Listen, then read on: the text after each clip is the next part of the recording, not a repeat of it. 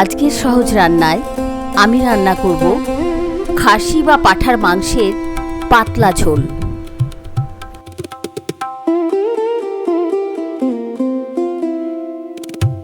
এটা রান্না করতে লাগবে 2 চামচ আদা কুচি, 4-5টা আলু আধখানা করে কাটা, গোটা রসুন, গোটা পেঁয়াজ, 10-15টা চেরা কাঁচা লঙ্কা। এখানে আছে 1 কিলো খাসির মাংস, ভালো করে ধুয়ে পরিষ্কার করে নিয়ে দারচিনি 4-5 টুকরো, 2 চামচ কাশ্মীরি লঙ্কার গুঁড়ো, 1 চামচ হলুদ, 2 চামচ লবণ দিয়ে হাফ সেদ্ধ করে নিয়েছি প্রেসার কুকারে।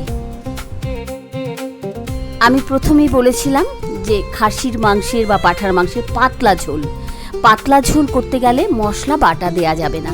এখানে আমি গোটা রসুন এবং গোটা পেঁয়াজ ব্যবহার করেছি এবং চেরা কাঁচা লঙ্কা ব্যবহার করেছি, কোনো বাটা মশলা দিইনি।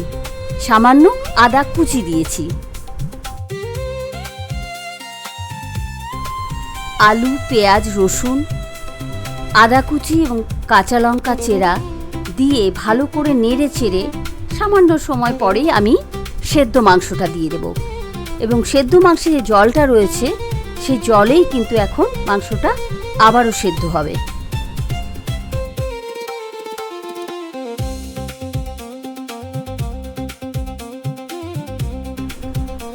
ঢাকা দিয়ে অল্প আছে আধ ঘন্টা ধরে রান্না করব।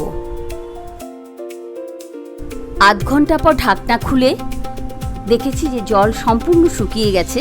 এবার নেড়ে চেড়ে আমি ফুটনো জল দিয়ে দেব ঝোলের জন্যে।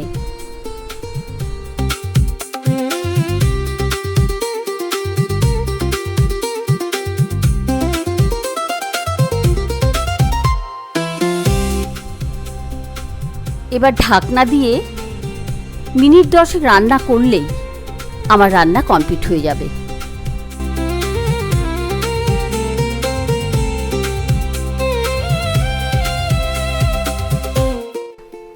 আমার সহজ রান্নার আপডেট পেতে চ্যানেলটিকে অবশ্যই লাইক, শেয়ার এবং সাবস্ক্রাইব করবেন।